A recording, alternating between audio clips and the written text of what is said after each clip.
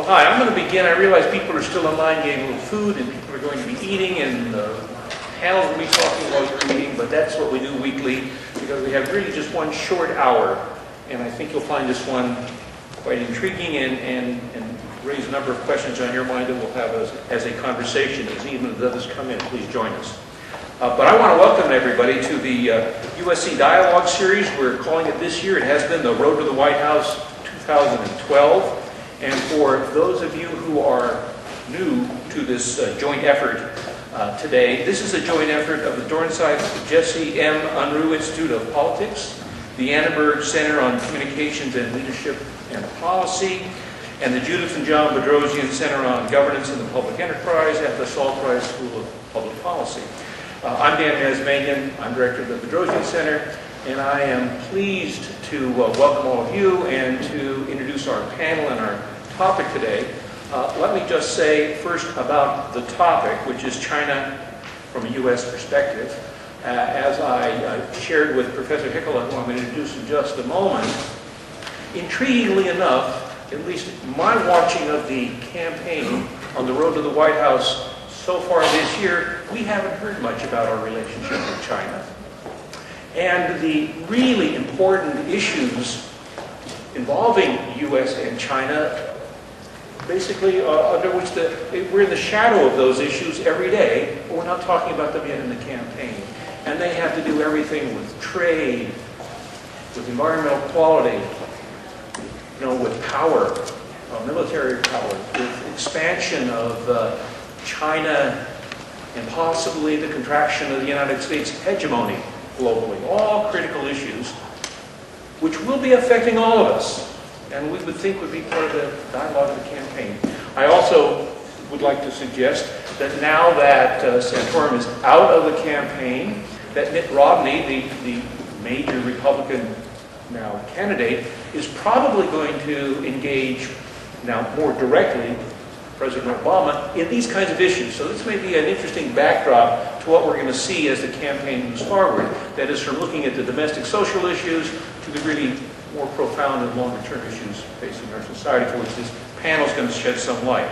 So I want to begin just simply by introducing Professor Eric Hickola. He's one of our professors in the school of the Saul Price School of Public Policy. He's an economist by training with a focus on planning, with extensive publications, including a book called The Economics of Planning. As co-founder and executive secretary of the Pacific Rim Council on Urban Development, Professor Hickola has been instrumental, really, for a number of years for our university and our school in particular in developing and maintaining a strong international network of scholars and practitioners who are involved in urban development throughout the Pacific Rim. He's to be complimented for his diligence in this area on all of our behalves. And as a recipient of a Fulbright Fellowship, he spent an academic year with Beijing's University Department of Urban and Environmental Studies, where he undertook joint research on urbanization in China.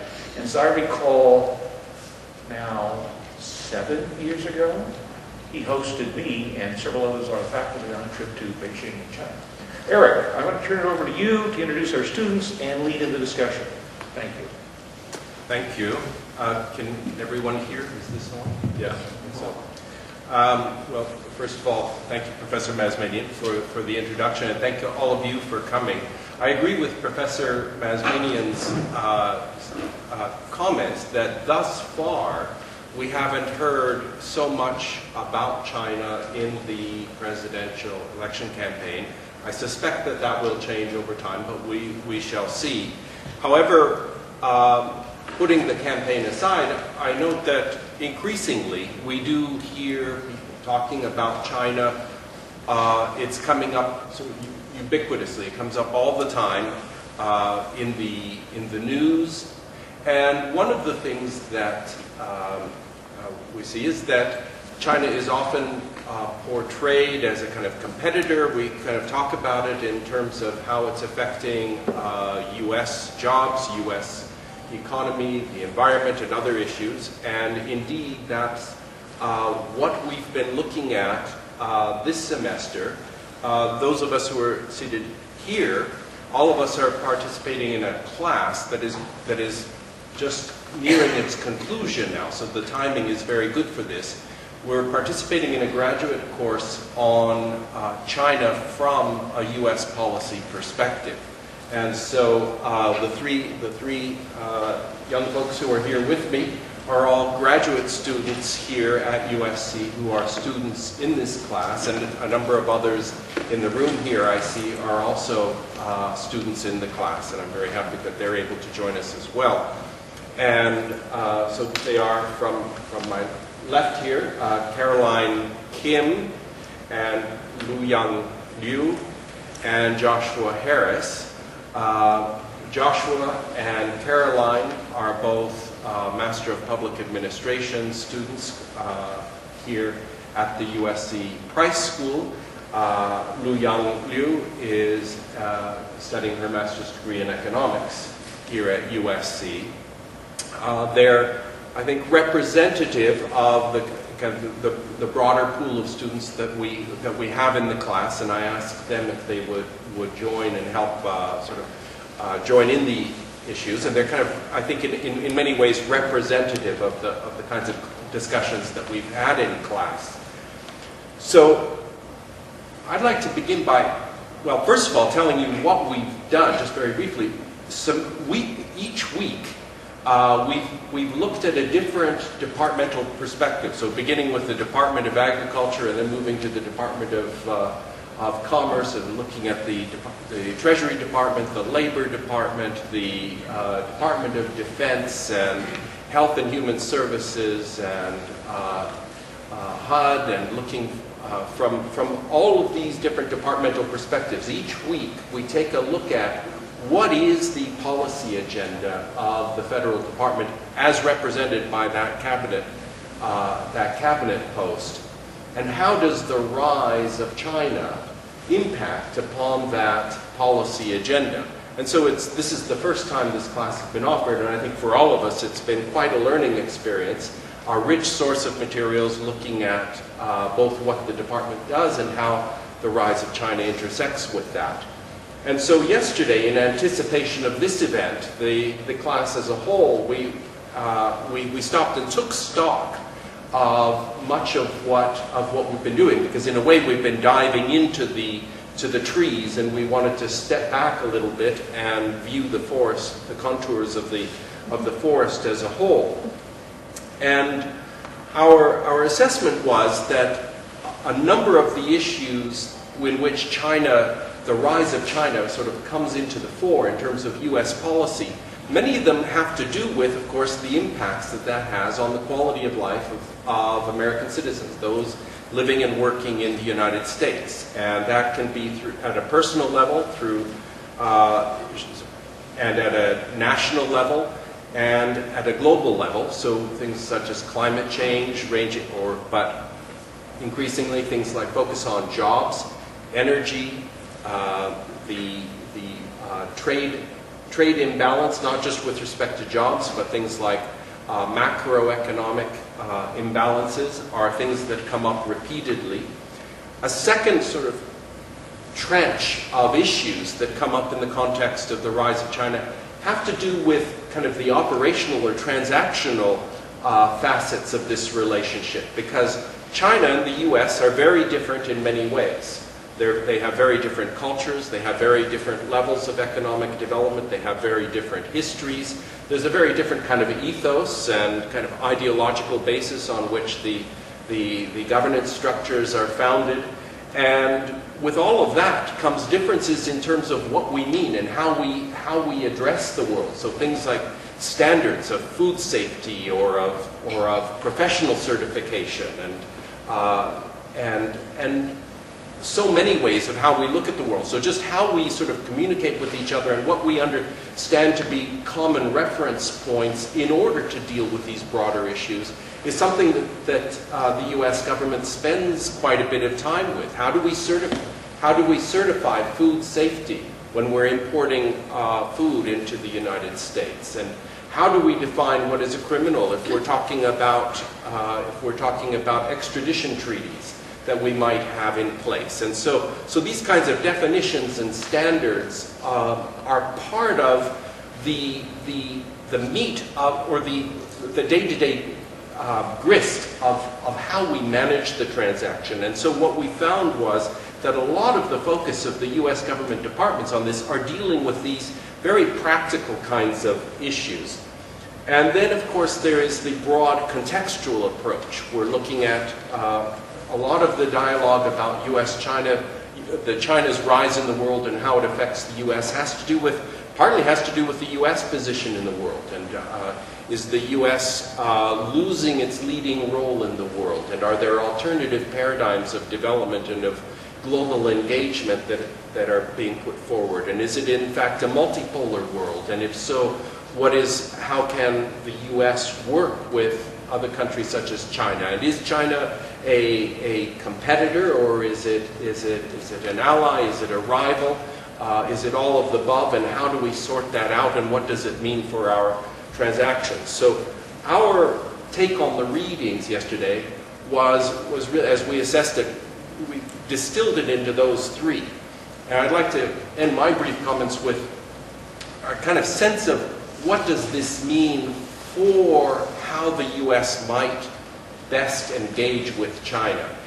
And this isn't to try to second guess what the campaign for the White House is going to do, but more is our sense from our investigation of these issues, our sense of what is the most positive way forward. And I would begin with a single word, and that is energy.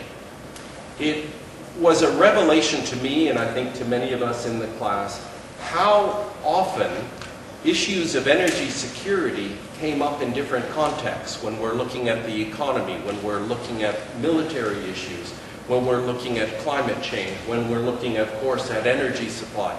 That energy, we determined, was a really kind of crucial point of engagement, and there's an opportunity to make that engagement a positive one, or to make it one that is more rivalrous. And so we think that it's very important, actually, because the US-China relationship is very important.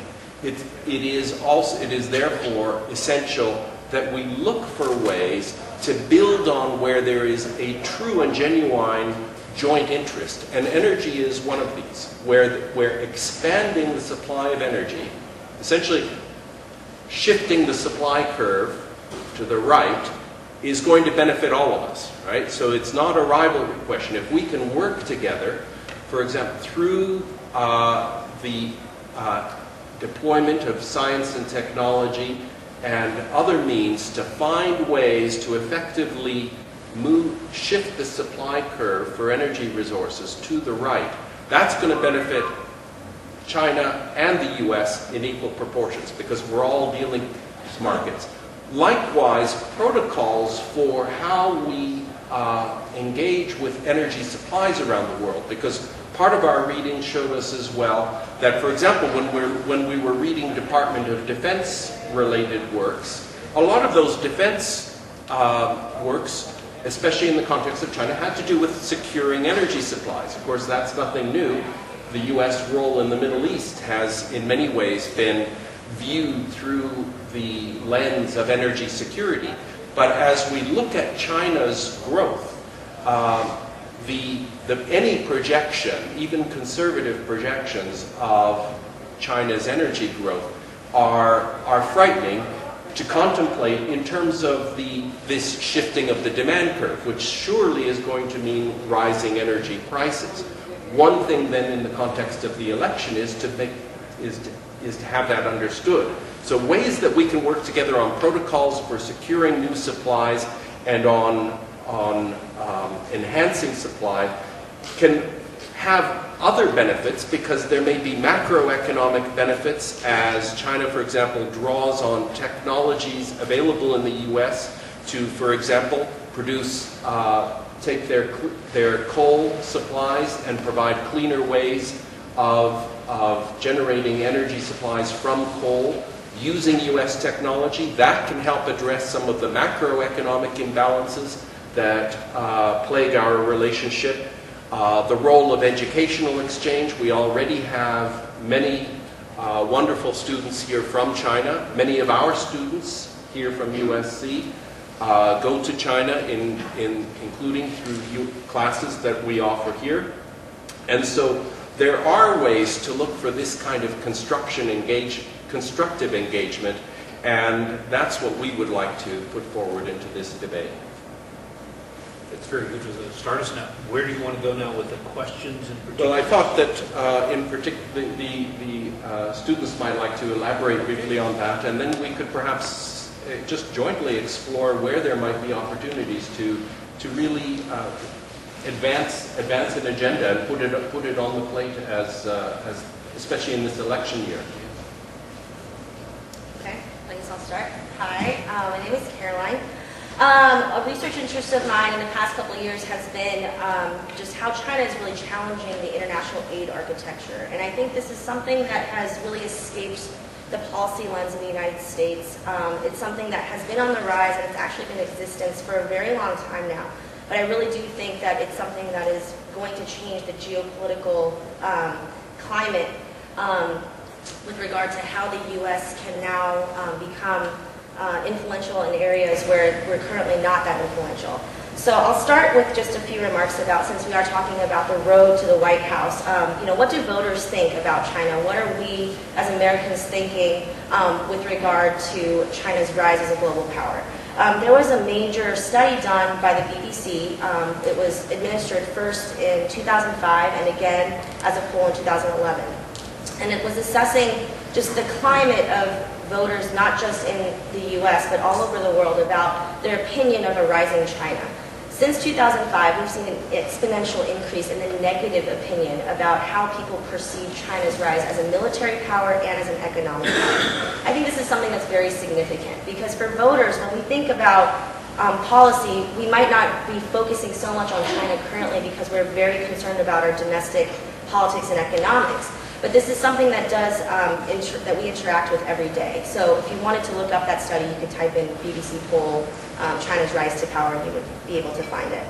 Having said that, I think what we're really discussing here is how China is currently trying to balance and sort of toe the line between these two different states that it's currently in. First, we have China trying to balance its rise as a status as a global power.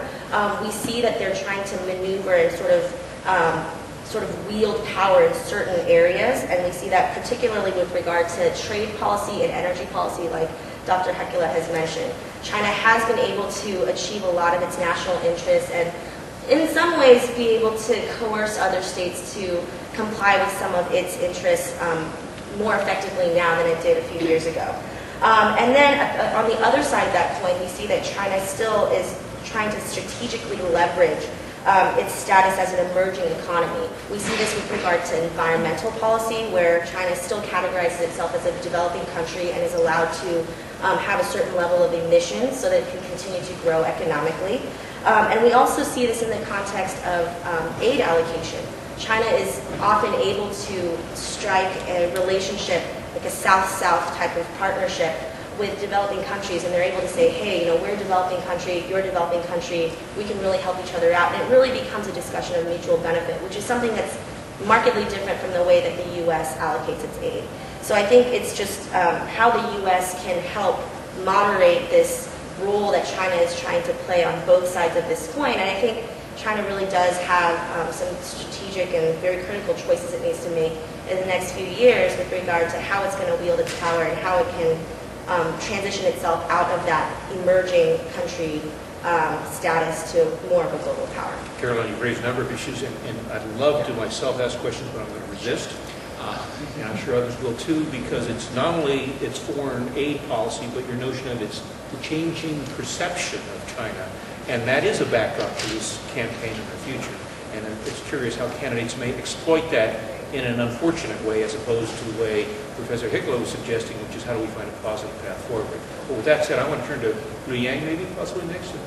Yeah, I think Caroline raised a very good question about changing image of China, because I mean, for let me say, like 50 years ago, maybe when you mentioned China, the Americans said, okay, that's some American parents will tell their children, okay, say you need to eat this because the children in China are starving now. So this is American parents' perception of China like 50 years ago. And I mean, remember. yeah, you know. And I mean, like for the current parents will say, hey, you cannot eat this. You cannot eat this because it's made in China and it may be poison. In the current, the parents of the United States maybe translate made in China to what's hot.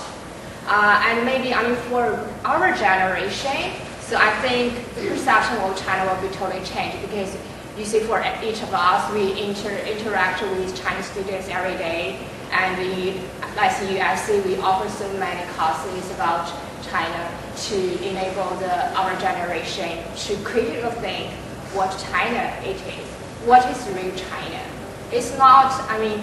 It's not a country. Is it a country full of starving kids, or is it a country that make millions of poisonous food?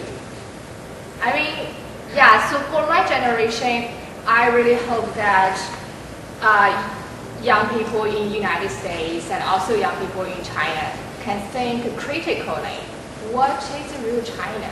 And what should we really hope for? What is the U.S.-China relationship that we hope, that we wish? Joshua. I think coming in November on the campaign trail, something that's bound to come up is the national debt, which comes up routinely and has for about the last 30 years. How that relates to China is that they are a significant holder of our national debt. We have about $10.8 trillion in publicly held debt, and there's $15 trillion total that's held by the government, by Social Security and the Medicare Trust Fund. So 10.8 of that is public, meaning it's privately held by other people. China holds 1.2 to 1.3 trillion of that, which means that they're about 1/8 of our national debt. That's what they hold, which is kind of concerning to have one party hold that much control over our debt, meaning if they wanted to sell off significant portions because they thought that the U.S. dollar was less valuable, or perhaps they just wanted to do it to prove a point that they had some leverage over us, that could be very concerning to a lot of people in Washington. So I think in the fall, something that's going to come up is how we need to tackle the national debt. It's a pressing issue. It's been a pressing issue for a long time. It's right around 14, $15 trillion, which is a trillion is hard to fathom. That's hard to fathom. One concept I use to think of it often is that if you were to put $1 million in a bank account the day Jesus Christ was born, and add in a non-interest bearing account, and add $1 million every day until today, you'd only have 700 million. So you're well short of 1 trillion, and we're in the hole for 14 trillion. So this, to me, is something that's going to be a big issue well into the future, and China has a big role in that. These are all having to do with both cultural perception and economics, but the comment was made also about the environment, and I'm curious what your class thinks about, and it's related to energy. You mentioned energy, just a little factoid, that the Chinese still are opening one coal-burning electrical plant every week, which is contributing to the reason China now is the single largest emitter of the greenhouse gases on the planet. They've surpassed the United States did so about 4 years ago. Not that we're pristine in this, we are second. But how is the class thinking about this as an issue of you mentioned cooperation, but also competition and global antagonism that both our nations are causing? Anybody? Yeah. I actually think that this is an area that is really interesting because it doesn't affect just China. For example, like I said, my research interest has been how China is involved currently in Africa. China has an almost insatiable need for natural resources. So when we're talking about impacts on environment, and we're talking about the building of and expanding of large industries, we're also talking about a lot of extractive industries. China does not have the capacity to fulfill all of its natural resource needs, which is why it's expanding at a very, very fast rate into other regions of the world, particularly in the most resource-rich region, which is Africa. With regard to debt, I mean, China currently holds a huge proportion of African debt. They're investing large projects into infrastructure as well as extractive industries to be able to take out these resources that they need to continue growing their industries back within China.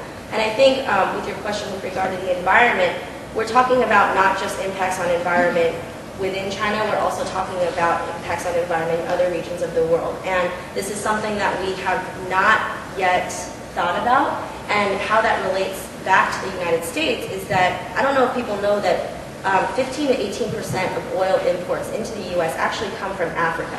And that's a larger proportion than what people would think. The reason for this is that the chemical composition of oil in Africa is very unique in the sense that when refiners take it, it's actually easier to refine oils from different regions of the world because African oil tends to be lighter and it helps in the refinement process.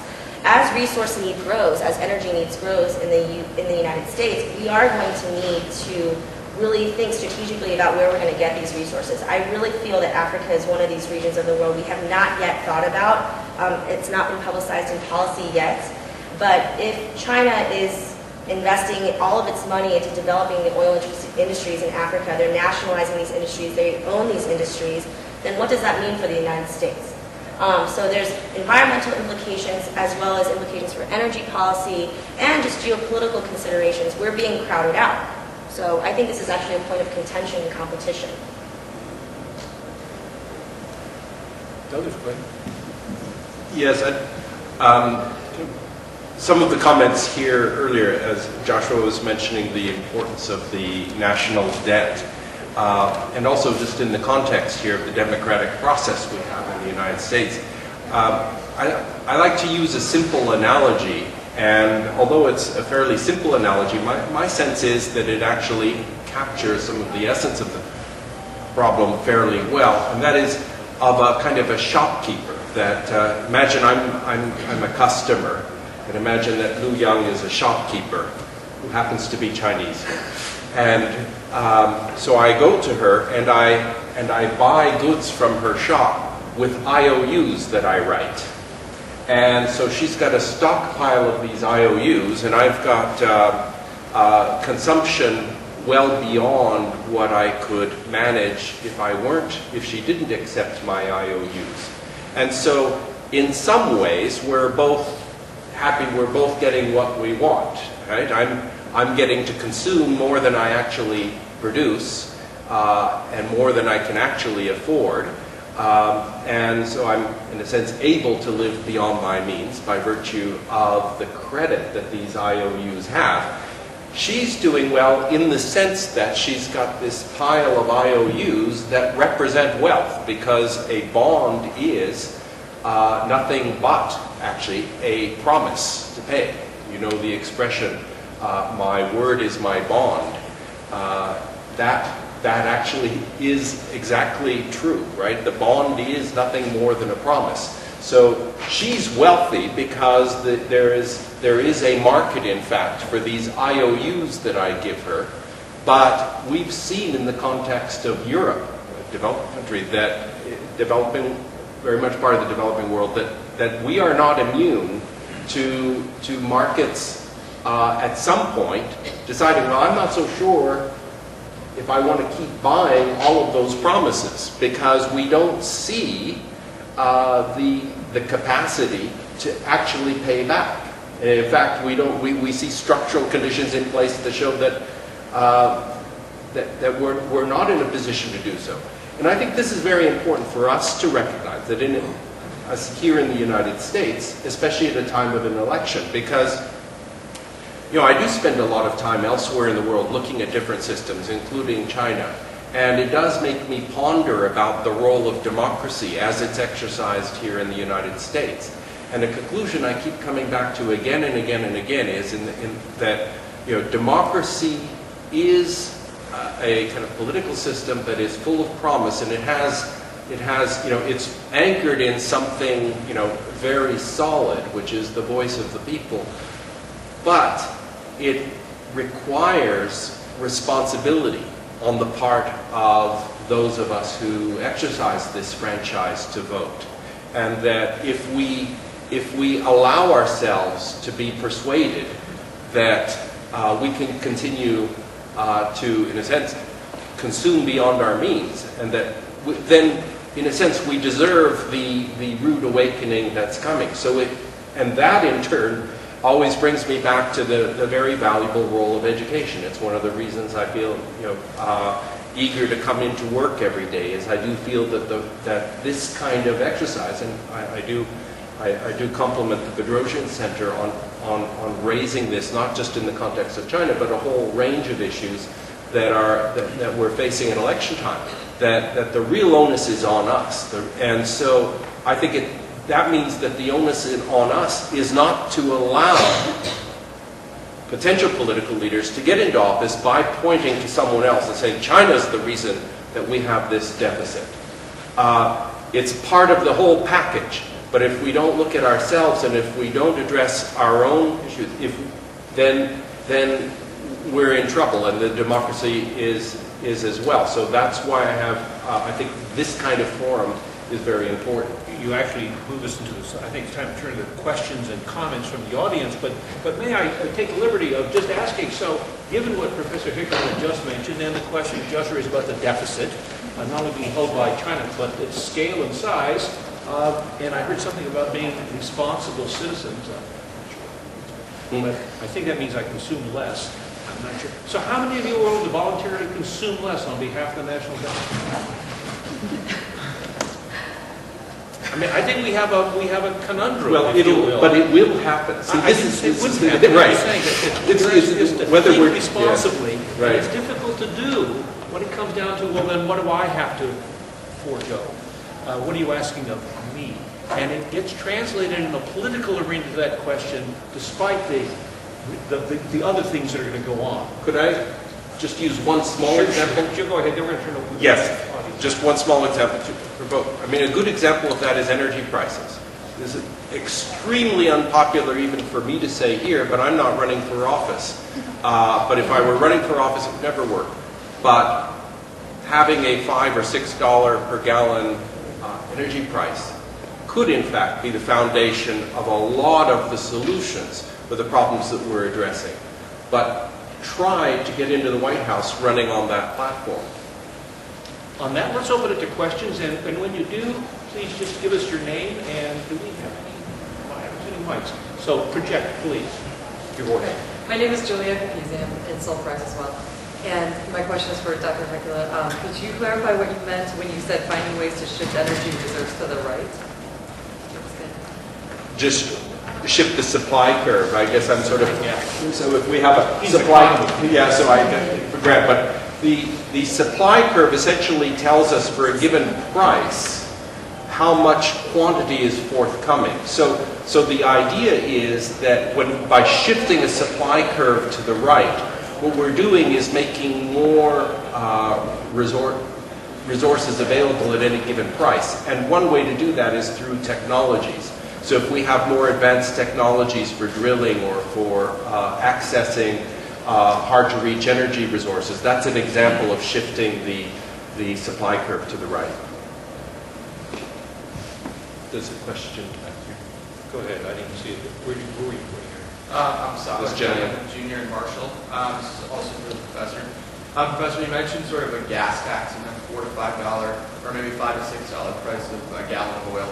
A gallon of gas, sorry. Don't you think President Obama is sort of incorporating that by not running on that platform, but incorporating increased CAFE standards and sort of, making us sort of be more efficient in our consumption via more efficient technologies and not more expensive gasoline? That is actually moving the demand curve to the left, which is also very helpful, also has the same beneficial effect on prices. Actually, I have a comment about that as well. There's where the U.S. has actually just filed suit against China with regard to China's new quota policy on exportation of rare earths. Why that's important to this discussion is that rare earths are absolutely necessary to expand certain technologies, particularly with clean burning energy cars.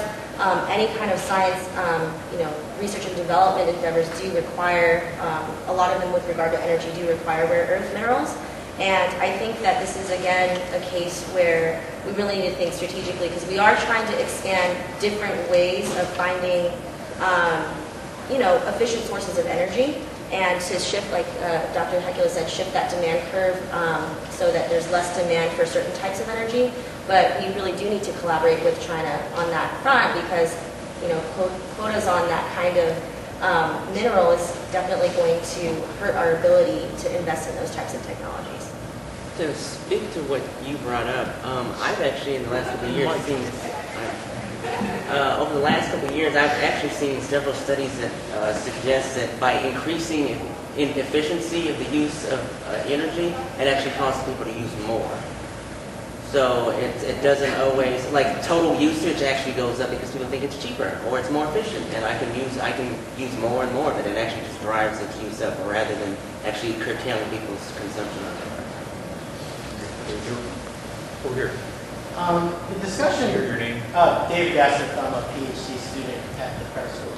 So the discussion so far has focused mostly on economic questions, or questions that kind of appeal to kind of the sense of rationality. But there's kind of an elephant in the room here, in that China has a form of government that goes against American values, and that has been the source of much of the U.S. negative perception of China. And the last several times we've been engaged with countries that have governments that we don't care for, it's usually led to military escalation, and some people would argue that the U.S. has won, and those forms of government have been defeated, whether it's in Russia or in parts of the Middle East.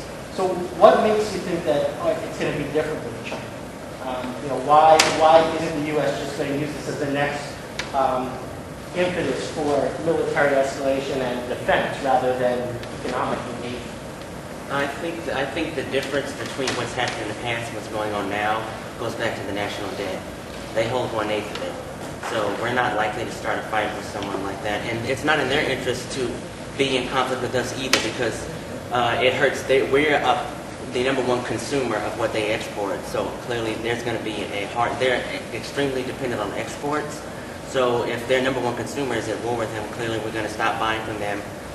They hold our debt, and then they're going to start selling it off. It's just not in anyone's interest to go to war. I mean, the Soviets did not hold any debt from ours, so they had nuclear weapons in our hands. What about oil in the Middle East? They definitely had oil. I think you raise a very important question, because the way it comes back to comments that Wu Yang had earlier also, and as Median had about how China is perceived, and this is in a sense, I think, where we have to sort of advocate for rationality. That again, it comes back to my comments about responsible use of the franchise to vote, because I would challenge the premise. I think that what you say is true, that many people do have this view, but I would challenge the premise that there's something antithetical to American values about the way the Chinese government is run. I look at the results.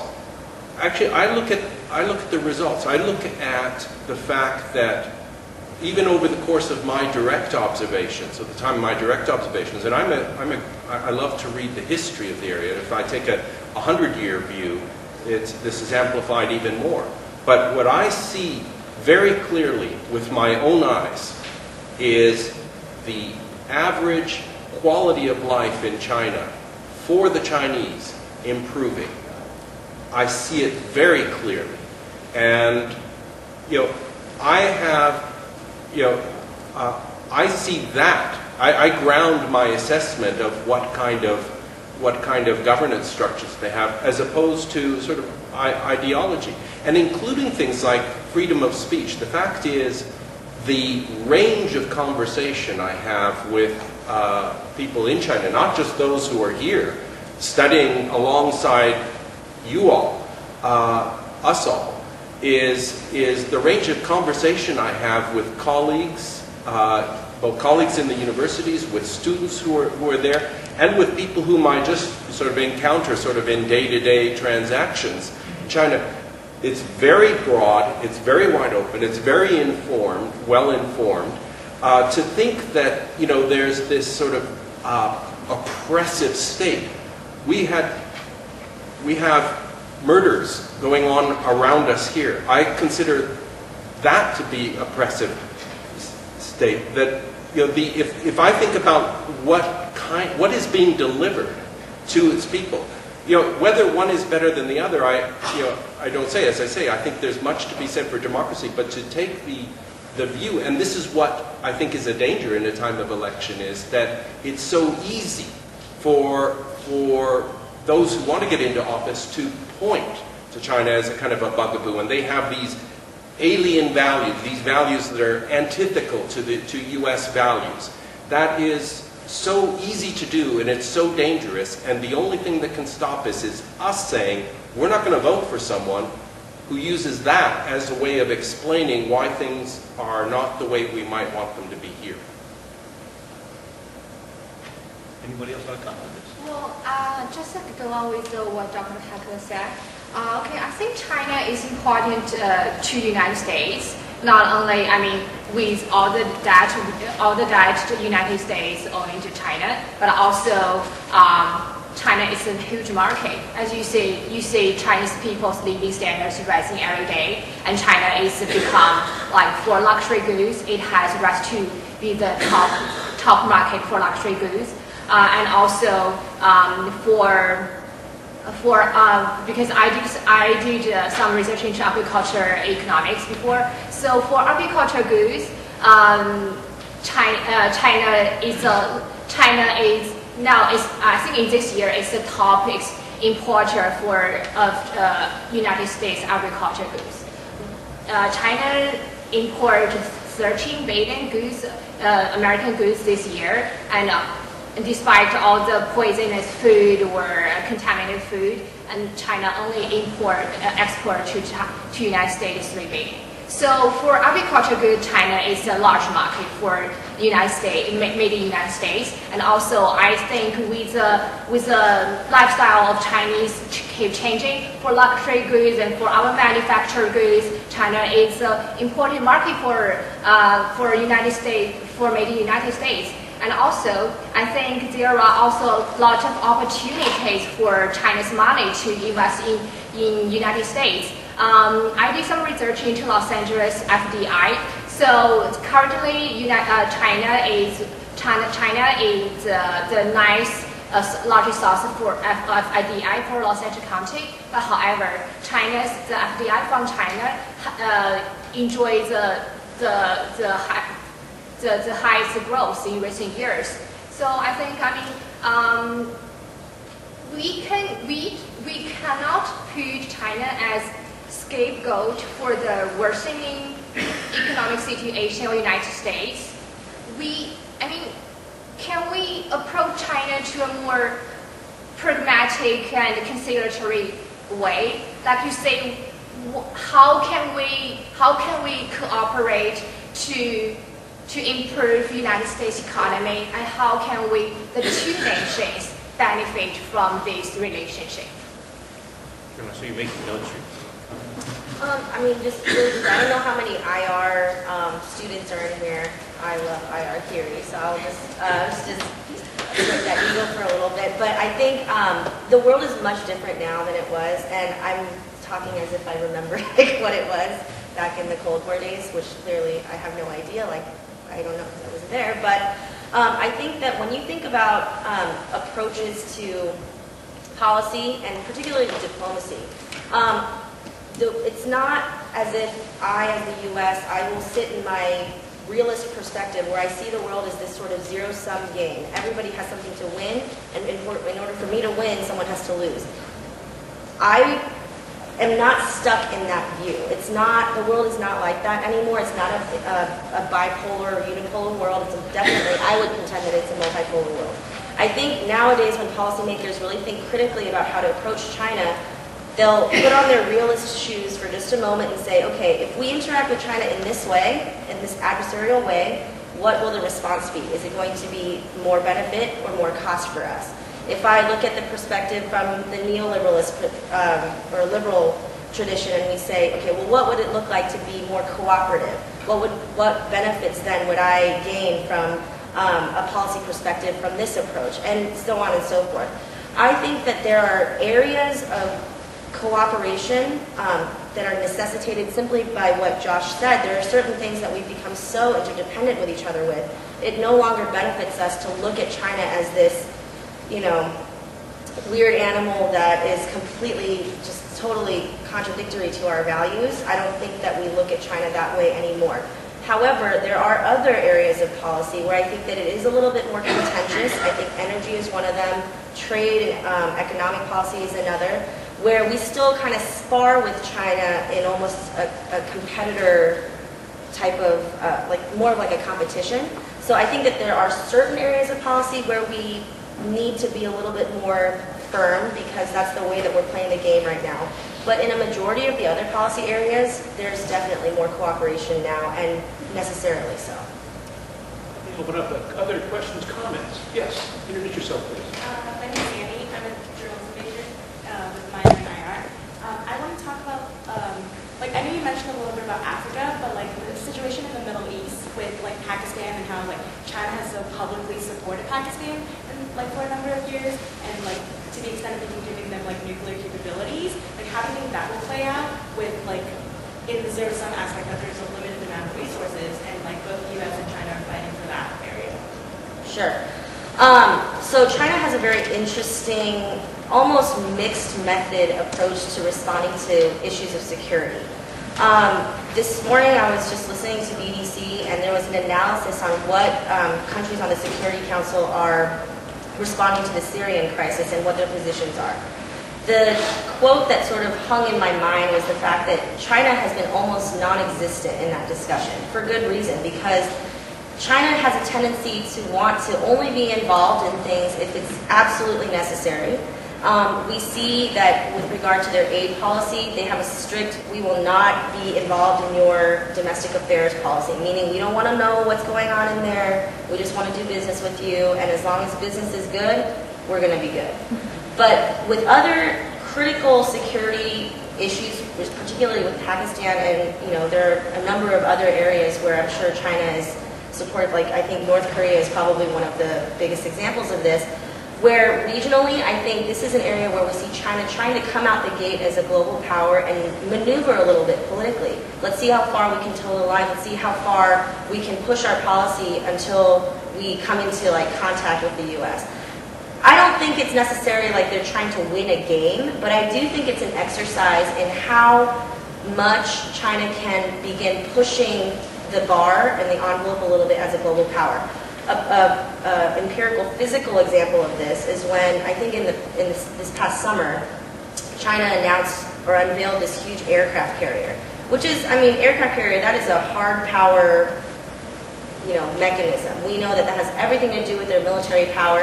And they said that their plan is to build 21 or so more by the year 2020 or something like that.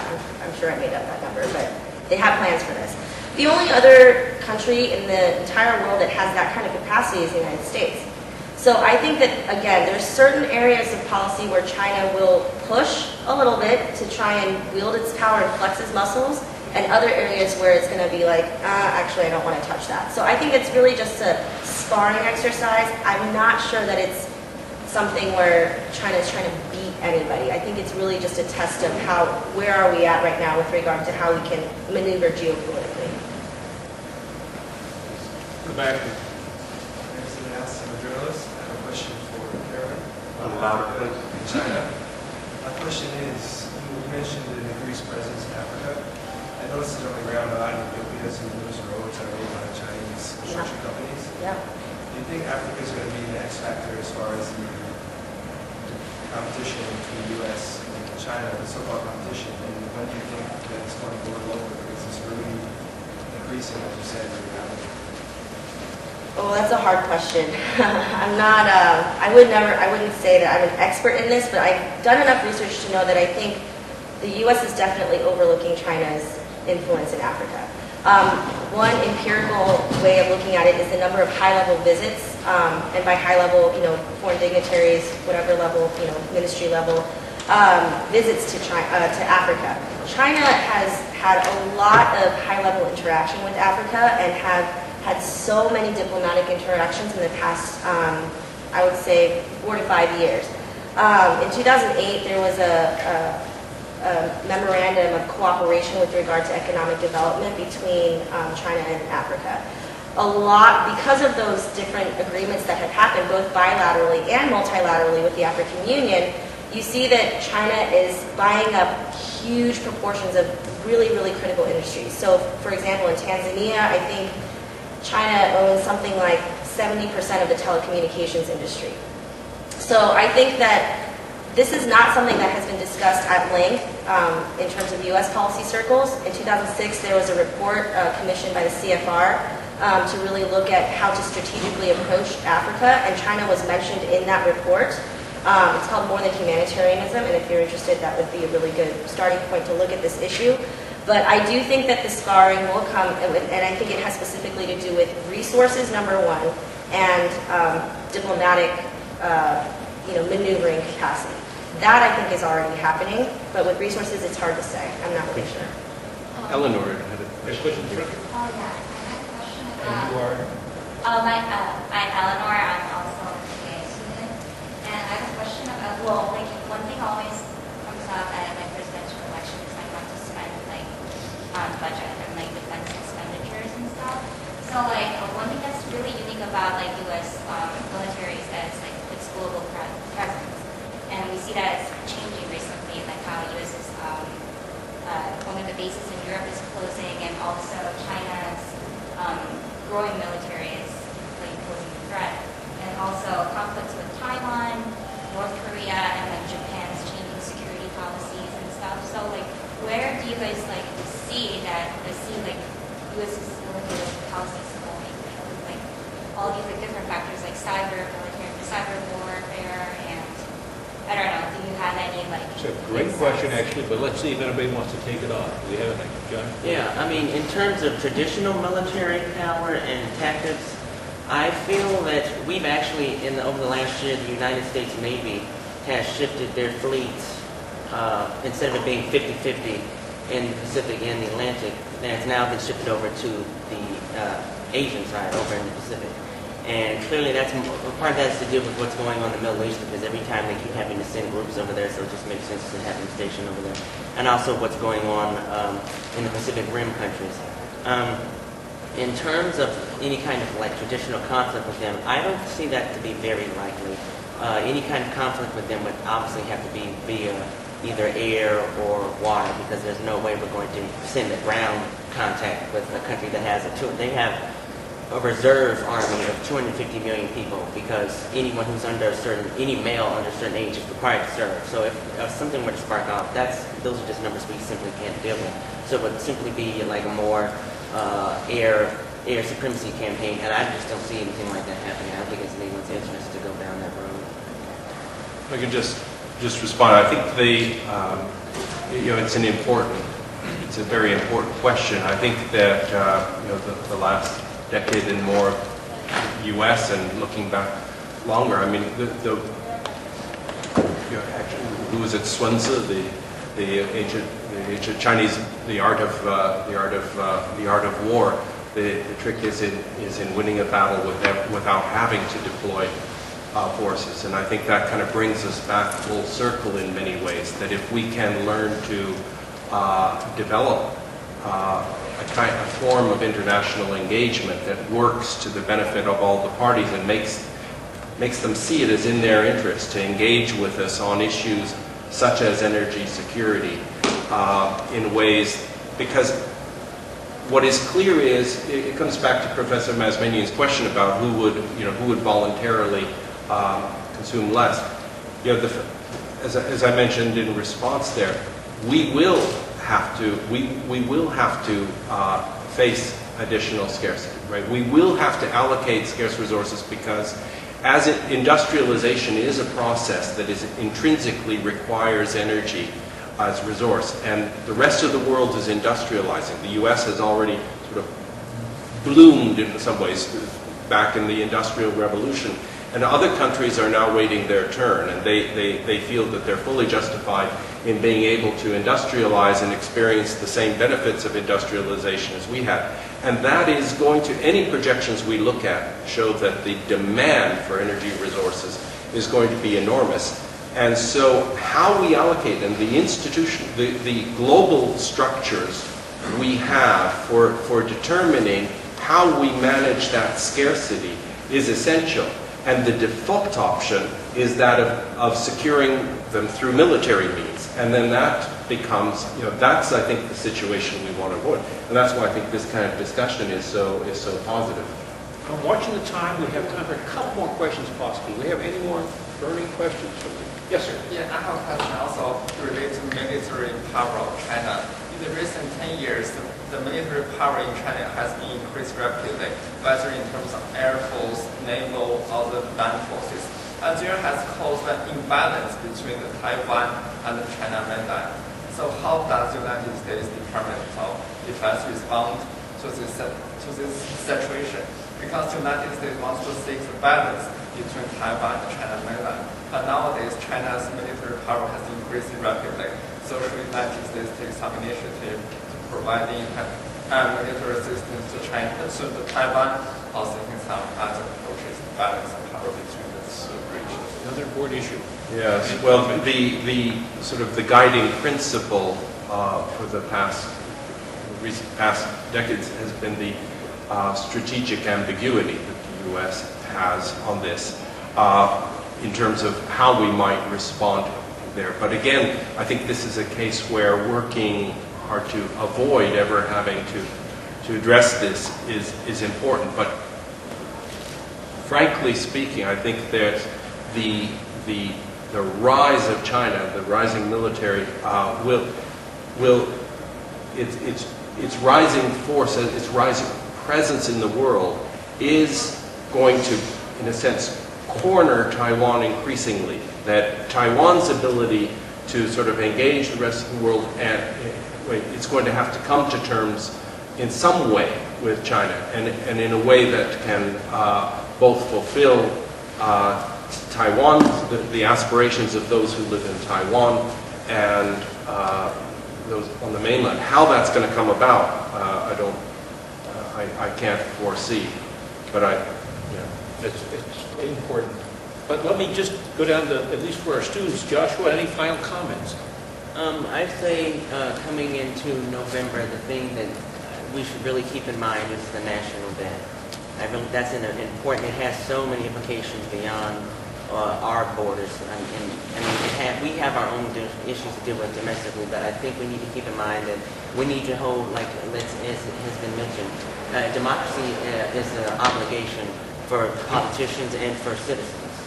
We have to keep them accountable. And I think it's important for us to keep in mind that we need to be listening to people that are going to tell us what we need to hear and not what we want to hear, because nobody wants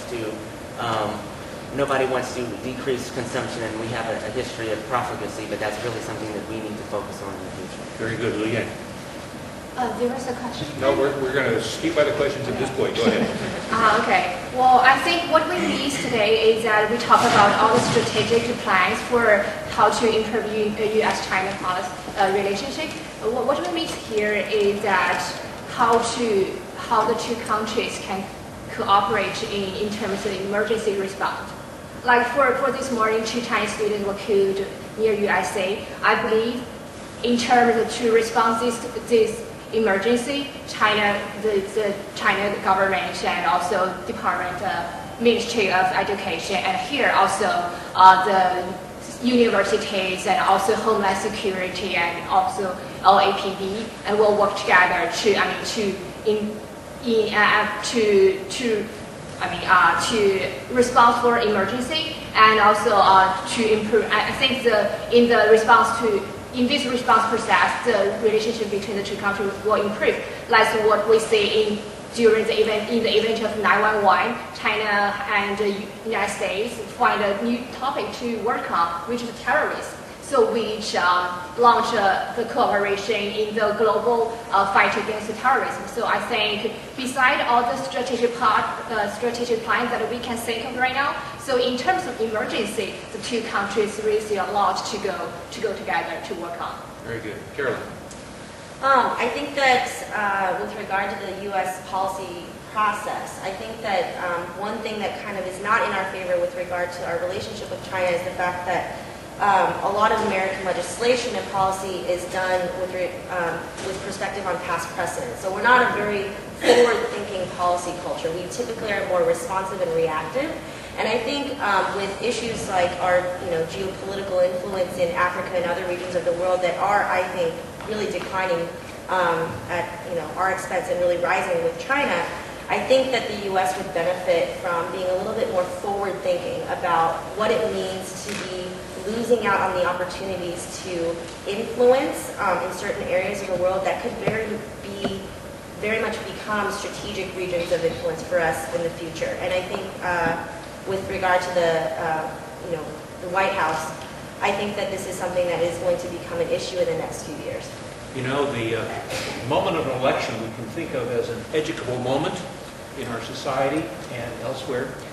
I only wish that, I hope, although I must say I'm not optimistic, that the conversation among the candidates for the presidency, as it goes forward, would have as rich and thoughtful an exchange of information and opinions and questions as we've had in a short hour today. And that is my hope, and I appreciate the panel for being here and for the audience, and please join me in thanking them for sharing their thoughts.